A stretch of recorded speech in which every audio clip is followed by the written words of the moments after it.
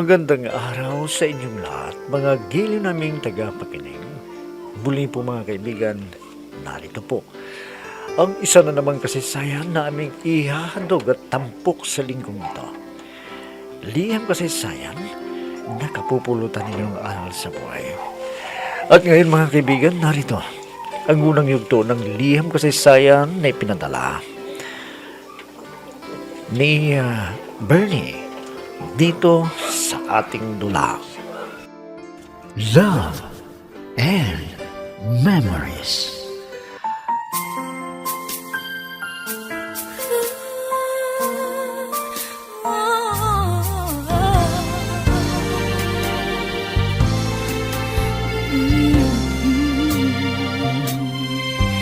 Hindi natin maiwasan na magmahal na lang.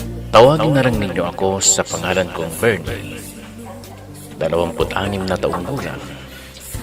Nais ko rin na maisadula sa radyo ang karanasan ko sa pag-ibig.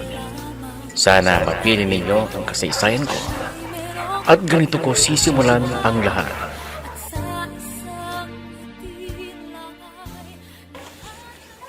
Lagreg, may gisingin mo na ang anak natin. Pupunta na kami sa bukid. Sige na. Ay, akala ko ba tapos na yung ginagawa ninyo? Aba, 1 linggo nang naglilinis kayo ni ni Berde. Wala na siyang pahinga May kailangan lang. Malinisang mabuti yun para maganda yung tubo ng pananim nating mais. Para medyo malaki-laki naman tutubuin natin. Ikaw naman, kawawa na si Bernie. Hindi man lang siya makapaglibang na tulad ng kabarkada niya. Nako, hindi pwede na maglakwat siya. Baka masama pa yung mga kasama niya. Malulong pa sa masamang bisyo yan. Ay, hindi na ba niya gagawin yan? Matido yung anak natin. Wala naman siyang bisyo, di ba? Bakit? Hindi ba bisyo yung pag-inom ng alak? Sabihin mo sa akin. Hindi pa totoong sinabi ko na yung pag-inom ay bisyo yan. Nako, Adong. Paminsan-minsan lang umiinom. Pag may okasyon na gaya nagkaarawan ng mga kaibigan niya, hindi siya lasinggero. Nako, ikaw na bahala sa anak mo. Dahil hindi siya nakikinig sa akin. Baka masuntok ko pa yan Nako, hoy, huwag mong sakta ang anak natin, kundi malilid ka kasakit. Tandaan mo, siya lang ang pag-asa natin sa ating pagtanda. Araw-araw na lang pinapayuhan ng sarili na kaya ko pa lahat pwede pa magagandang alaala. Pare. Pupunta na ako sa Manila. Papasok na ako roon sa trabaho. Ikaw, baga gusto kong sumama para makakita ka rin ng ibang pagkakakitaan doon. At malibang ka naman. Yes, sabihin ko muna kay Itay kung papayagan niya ako. Dahil ako lang naman ang tumutulong kay Itay doon sa pagtatanim namin sa bukid. Naku, pare. Hindi ka asensyonan kung nasa bukid ka lang palagi. Baka tumanda ka diyan kagad. Wala ka pang ipon. Paano ka manliligaw niyan? Sabagay, may katuwiran ka pare. Basta, subukan ko lang magpaalam sa mga magulang ko para malaman ko kung papayag sila na pupunta ako sa Maynila. Ang gawin mo, pare, kapag hinahadlangan ka, pumuslit ka para matupad mo yung mga pangarap mo. Kailangan natin ng umasenso sa buhay, pare, para hindi tayo lait-laitin ng mga babaeng liligawan natin, hindi ba? Tama ka pare Dino. Kaya lang wala akong nililigawan hanggang ngayon. Dahil wala akong permanenteng trabaho. Kaya nga magdesisyon ka na. Magsabay na tayo lumos ng Manila. Dahil hindi mo pa kabisadong pasikot-sikot dun Sige pare, bukas ay malalaman mo kung papayagan ako o hindi ng itay at inay ko. I'll be with rest of my life. From the bottom of my heart, I'll always be with you.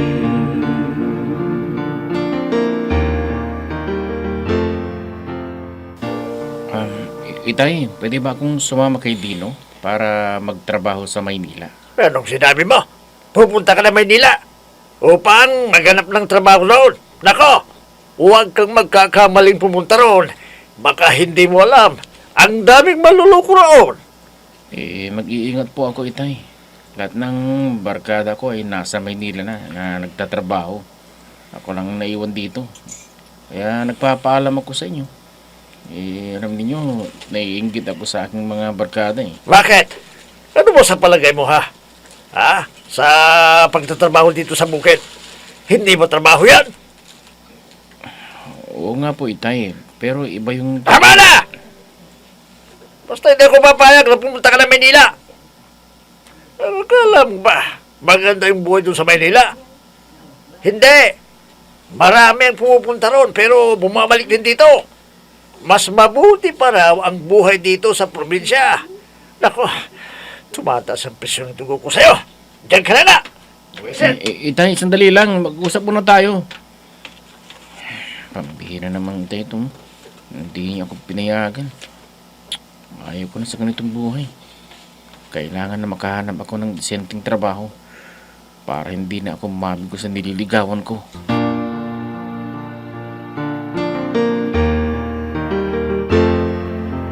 I'm so blessed I have you, 'cause you gave the world to me.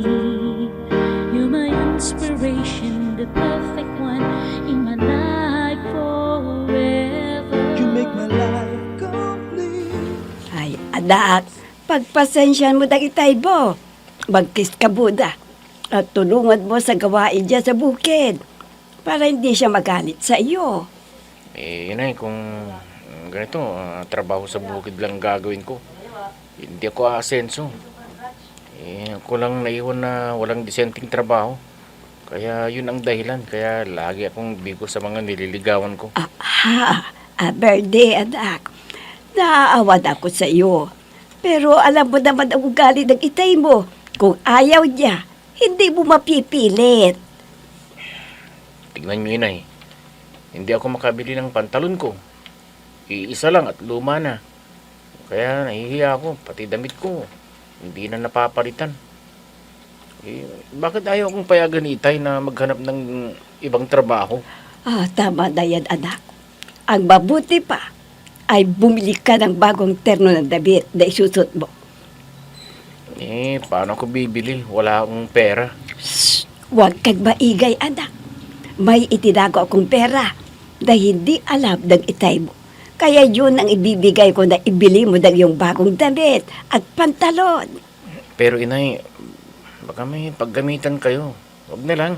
Ay, nako. Ihahanda ko sana na puhudan para sa tindahan. Pero nagbago ang isipan ko. Baka mabangkrut agad na gaya ni Tandang Sureng. Ang daming umuutang, pero hindi naman alam magbayad.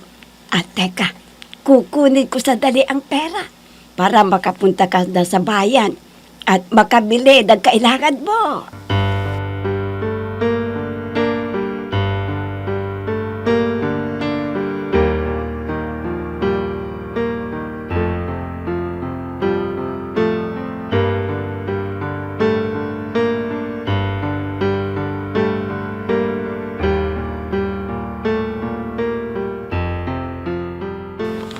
Ren, halika.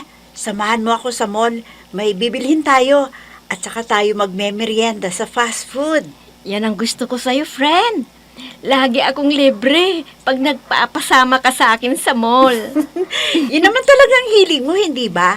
Ang kumain sa labas at libre pa. Siyempre naman, friend. Baka mapagod ako sa kalilibot natin dahil masyado kang pihikan sa bibilhin mo eh. O sige na, huwag ka nang magreklamo dyan para hindi tayo gabihin. Kung makikipagdaldalan ka pa sa akin, naku, hindi tayo matatapos. Oo na, panalo ka na. Hindi ako makaluso sa mga sinasabi mo dahil ikaw nga ang boss ko. na hindi pwede kung tanggihan. Sige. Hintayin mo ako dito sandali ha. Kakausapin ko si Daddy. At hintayin mo rin yung pampapalamig na ipinahanda ko. Ayos, friend. Magpalamig muna ako para hindi ako mainitan dito sa bahay ninyo. O sige na, hintayin na kita dito sa sala ninyo. Sige, sandali lang.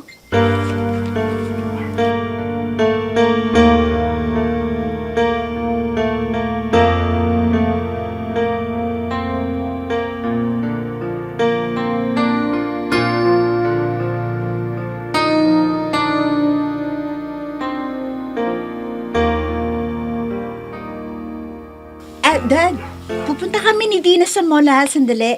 May bibilhin lang ako. Sige, Iha. Para di ka laging nakakulong dito sa bahay. Kailangan mo rin ang lumabas para maglibang. Opo, Daddy.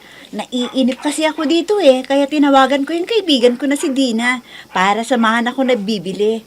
Sige. Alam ko, kailangan mo ng pera na pambili, di ba? Ano bang bibilhin mo? Para alam ko kung magkano ang ibibigay ko sa iyo. Salamat po, Daddy. Talagang kayo ang the best na Daddy na nakikita ko dahil hindi kayo madamot sa mga pangangailangan ko. Oo naman, Iha. Nag-iisa ka lang na anak namin ng iyong mama. At alam mo naman, nasa abroad ang mama mo para makaipon para sa aming pagtanda. Oo nga po, Daddy. Nagtiis ng mahabang panahon ng Mami para lang guminhawa ang ating buhay. At sa wakas, natapos din ako sa aking pag-aaral. Siyempre naman, Iha. Ayaw ka namin na lokohin ng ibang tao. At hindi ka rin mapintasan ng iyong magiging biyanan. Sandali lang, Iha. At kukuha ako ng pera para mabigyan kita ng iyong pambili ng mga gusto mo.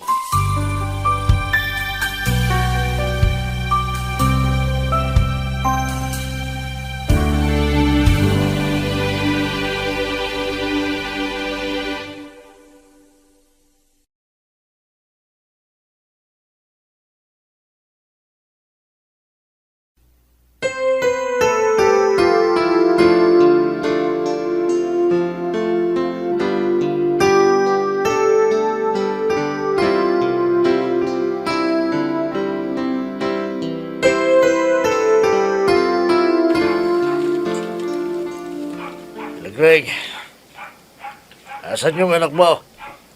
Kailangang samahan niyo ako na maglinis ng damo doon sa bukid.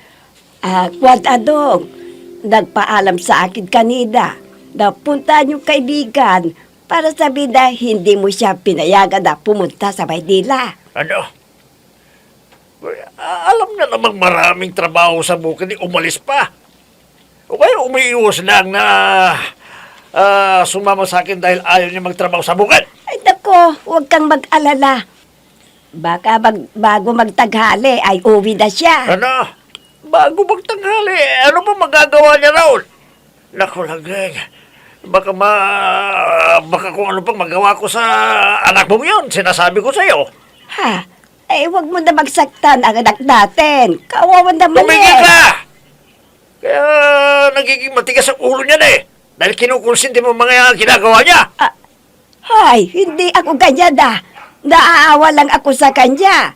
Akalain mo naman na siya lang ang naiwan dito ng kanyang kabarkada. Kaya naiinggit siya. Bakit naman siya maiinggit hindi naman siya nagugutom dito? Alam mo, nasubukan ko ng pumunta sa Maynila. Pero nagsisi ako noon. Dahil nasubukan ko lang kumain ng tira-tira. At tinatapon sa basurahan. Kaya hindi ko gustong magayan yung nangyari sa akin. Naintindihan mo? Basta hindi siya aalis dito. Hindi! Hindi! Narinig mo!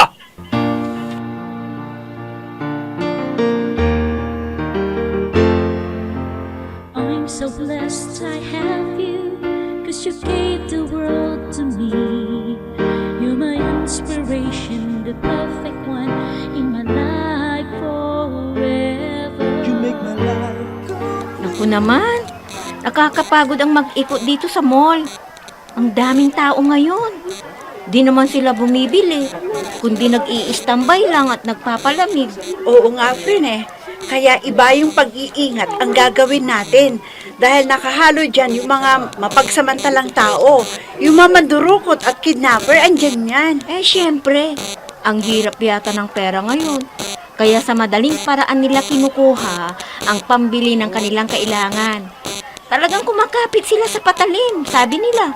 Sa bagay, hindi mo naman sila masisisi kung gagawin naman sila ng masama dahil hindi sila makapasok sa trabaho kung walang pinag-aralan. At saka, di kayang bigyan ng lahat ng tao na nangangailangan ng trabaho. Oo, kaya nakakaisip ng masamang paraan. Ang iba na may maraming anak, mapakain lang sila. May ayaw namang magbana ng buto, kundi umasa na lang sa nakikita nilang may kaya sa buhay. Tama ka dyan, friend. O ano, may iba ka bang bibilhin para makapagmerienda na tayo? Nagutom ako sa pag-ikot natin dito sa mall eh. Alam mo, wala na akong makita na gusto ko. At alam mo, sinabi ko lang sa daddy ko na may bibilhin tayo para makapaglakwan tayo dito sa mall. Ano? Ah, alam ko na. Baka gusto mong maghanap ng manliligaw para may nobyo ka na, no? Ha? Hindi Talagang boring lang ako sa bahay. Kaya niyaya kita dito. At nang malakwas tayo para tumingin ng gusto kong alahas at magpapabili ako sa mami ko.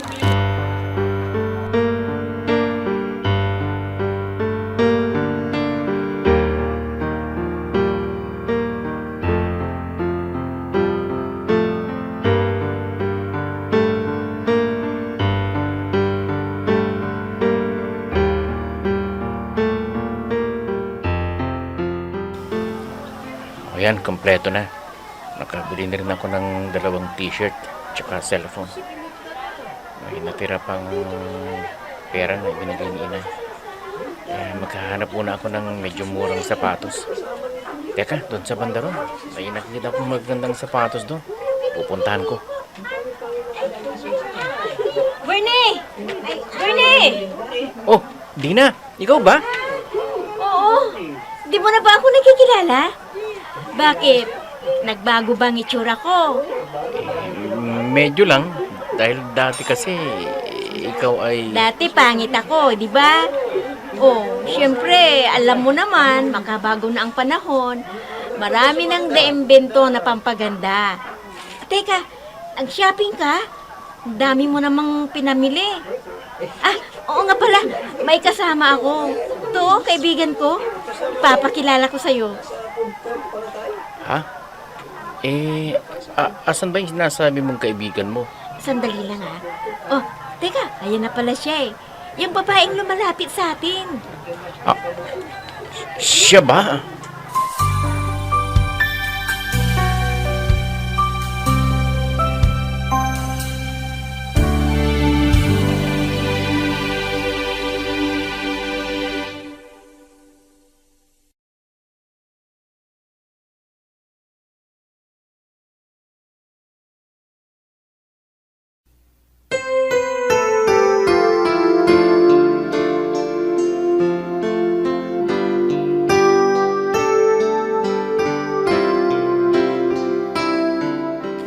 Ano kaya ang naghihintay ng kapalaran ni Bernie? Mga kaibigan, huwag ninyong kaligtaang subaybayan ang pagpapatuloy at ikalawang yugto ng liham kasaysayan na ipinadala ni Bernie dito sa ating dulang. Love and Memories.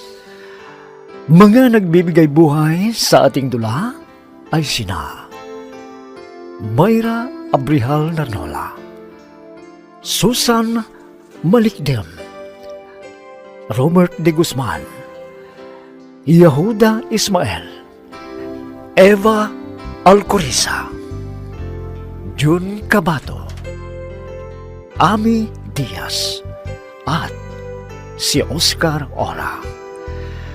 Technical supervision at musika ni Oscar Ora. Nilapatan ng tunog ni Robert de Guzman. Mula sa panulat at direksyon ni Ami Diaz. Love and Memories. Inihahandog sa inyo ng F3 Recording Studio. Para sa Pambansang Radyo ng Pilipinas, Bombo Radio Philippines.